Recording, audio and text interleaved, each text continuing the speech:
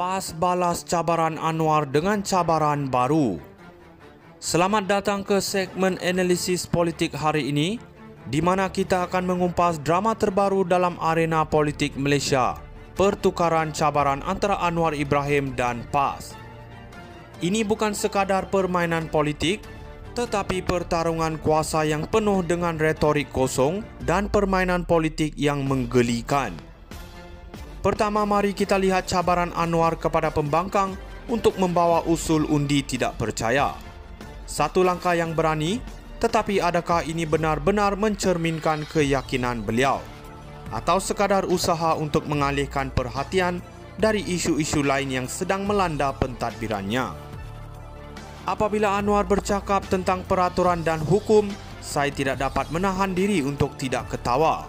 Dia adalah orang yang sama yang pernah membentuk kerajaan pintu belakang dengan menafikan hak pengundi. Kini Ahmad Fadli Sari dari PAS menyambut cabaran itu dengan kenyataan yang berbisa. Beliau menuduh Anwar tidak berani dan mencadangkan agar semua ahli parlimen dibebaskan untuk mengundi ikut pilihan sendiri. Satu pengakuan yang menarik sebenarnya. Ini mendedahkan ketidakpuasan hati dalam kalangan mereka sendiri.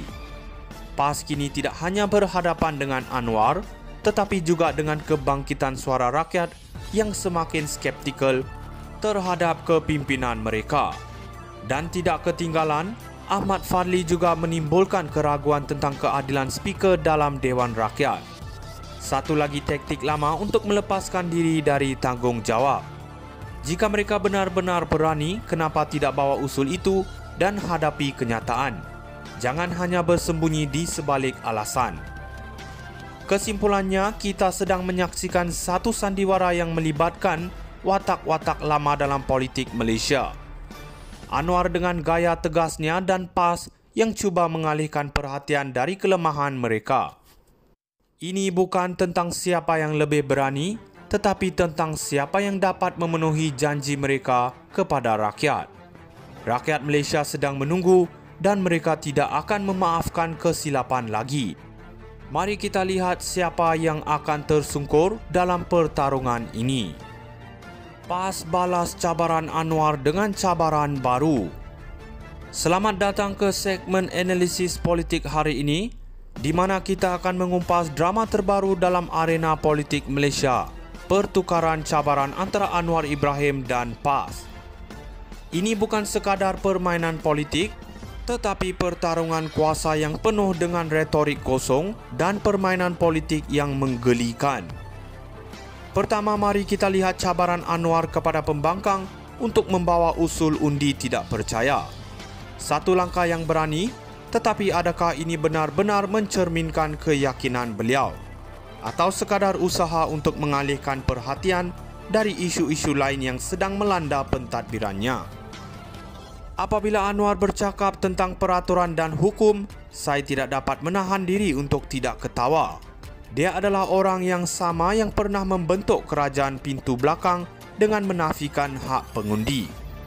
Kini Ahmad Fadli Sari dari PAS menyambut cabaran itu dengan kenyataan yang berbisa.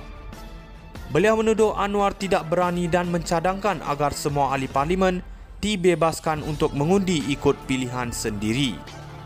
Satu pengakuan yang menarik sebenarnya. Ini mendedahkan ketidakpuasan hati dalam kalangan mereka sendiri.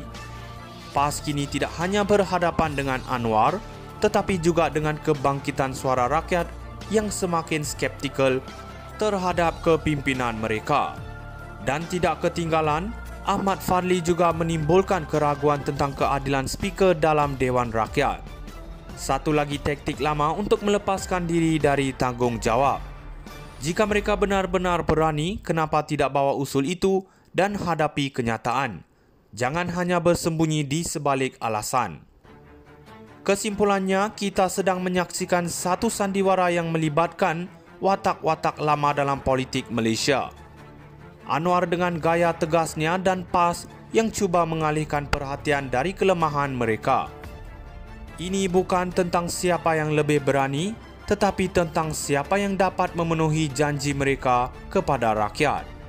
Rakyat Malaysia sedang menunggu dan mereka tidak akan memaafkan kesilapan lagi. Mari kita lihat siapa yang akan tersungkur dalam pertarungan ini. PAS balas cabaran Anwar dengan cabaran baru.